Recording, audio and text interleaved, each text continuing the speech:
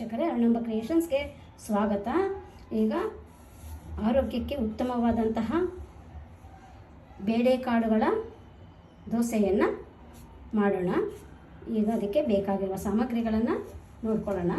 ಮೊದಲಿಗೆ ಹುರುಳಿಕಾಳು ಹಾಕ್ತಾಯಿದ್ದೀನಿ, ಉದ್ದಿನಬೇಳೆ, ತೊಗರಿಬೇಳೆ, ಕಡಲೆಬೇಳೆ, ರಾಗಿ,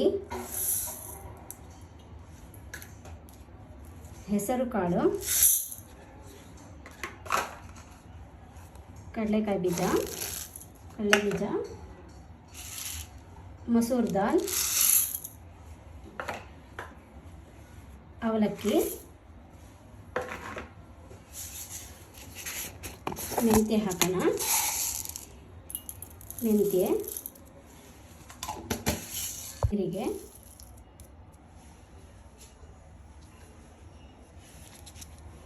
ದೋಸೆ ಅಕ್ಕಿ ಹಾಕ್ತಾ ಇದ್ದೀನಿ.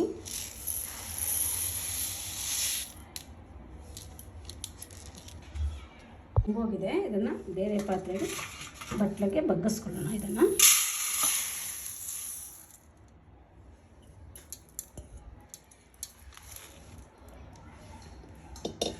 ಈಗ ತೊಳ್ಕೊಳ್ಳೋಣ.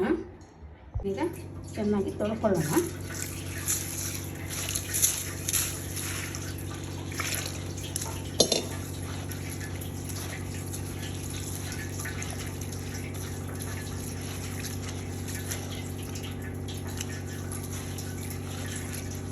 ಎರಡು ಸರ್ತಿ 3 ಸರ್ತಿ ತೊಳ್ಕೊಬೇಕಾಗತ್ತೆ. ಈ ನೀರನ್ನು ಬಗ್ಗಿಸ್ತಿದ್ದೀನಿ. 2 ಸರ್ತಿ ತೊಳೆದಿದ್ದೀನಿ. ಈಗ ಇದಕ್ಕೆ ನೀರನ್ನು ಹಾಕಿ ನೆನೆಸಿಡೋಣ. ಒಂದು 4 ಗಂಟೆಗಳ ಕಾಲ ಇದನ್ನು ನೆನೆಸಿಡಬೇಕಾಗತ್ತೆ. ಈಗ ನೀರನ್ನು ಹಾಕಿ ನೆನೆಸೋದಕ್ಕೆ ಇಟ್ಟಿದ್ದೀನಿ. ನೋಡಿ, ಎಲ್ಲ ನೆಂದಿದೆ. ಈಗ ಇದನ್ನು ಮಿಕ್ಸಿಗೆ ಹಾಕ್ಕೊಳ್ಳೋಣ. ಹಾಕ್ಕೊಳ್ತಾ ಇದ್ದೀನಿ.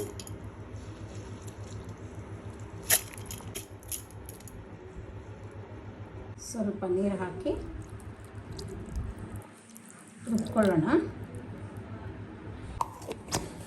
ಬಿಯಾಗಿದೆ, ಇದನ್ನು ಒಂದು ಪಾತ್ರೆಗೆ ಬಗ್ಗಿಸ್ಕೊಳ್ಳೋಣ.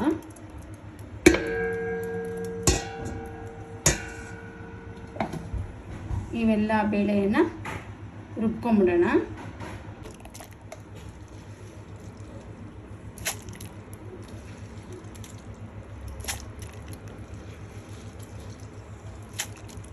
ಹಿಟ್ಟು ರುಬ್ಬಾಗಿದೆ.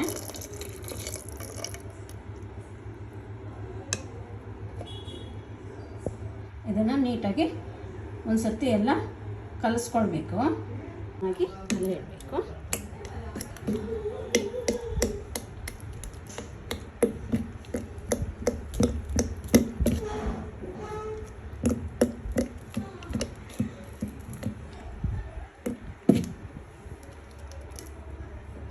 ಇದನ್ನು ಹಾಗೆ ಇಟ್ಟು ಮುಚ್ಚಿಡ್ತಾ ಇದ್ದೀನಿ. ಇದು ರಾತ್ರಿ ಎಲ್ಲ ಒಂದು ರಾತ್ರಿ ಇರಬೇಕಾಗತ್ತೆ. ಬೆಳಗ್ಗೆಗೆ ದೋಸೆ ಇಟ್ಕೋಬೋದು.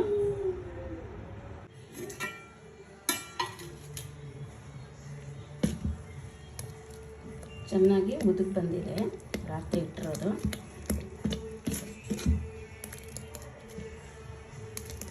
ಇದಕ್ಕೆ ಸ್ವಲ್ಪ ನೀರು ಹಾಕ್ಕೊಂಡು ದೋಸೆ ಹಿಟ್ಟು ಅದಕ್ಕೆ ಮಾಡ್ಕೋಬೇಕು.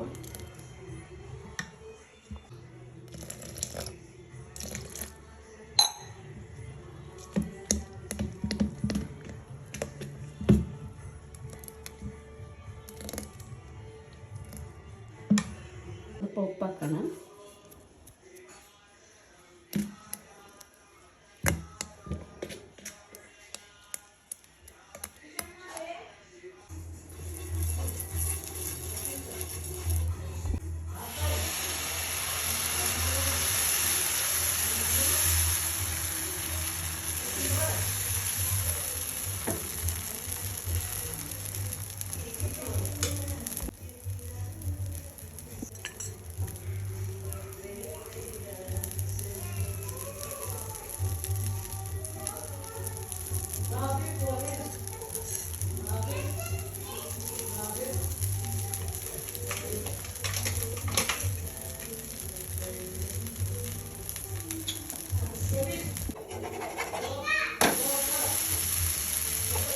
ಚೆನ್ನಾಗಿ ಬಂದಿದೆ ದೋಸೆ.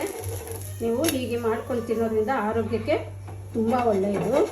ಆಗಾಗ ಮಾಡಿಕೊಂಡು ತಿಂತಿರ್ಬೇಕಿದು. ಇನ್ನು ಒಂದು ತಟ್ಟೆಗೆ ಹಾಕ್ಕೊಳ್ಳೋಣ. ಬೇಳೆಕಾಳುಗಳ ದೋಸೆ ರೆಡಿಯಾಗಿದೆ. ಹಾಕ್ಕೊಂಡು ತಿಂದರೆ ತುಂಬ ಚೆನ್ನಾಗಿರುತ್ತೆ ನೋಡಿ. ಹೀಗೆ ಈ ವಿಡಿಯೋ ನಿಮಗೆ ಇಷ್ಟ ಆಗಿದ್ದರೆ ಲೈಕ್ ಮಾಡಿ, ಶೇರ್ ಮಾಡಿ, ಕಮೆಂಟ್ ಮಾಡಿ, ಹಾಗೆಯೇ ಸಬ್ಸ್ಕ್ರೈಬ್ ಆಗೋದನ್ನು ಮರೆಯಬೇಡಿ ವೀಕ್ಷಕರೇ. ಮುಂದಿನ ವಿಡಿಯೋದಲ್ಲಿ ಭೇಟಿಯಾಗೋಣ. ಅಲ್ಲಿಯವರೆಗೂ ನಮಸ್ಕಾರಗಳು.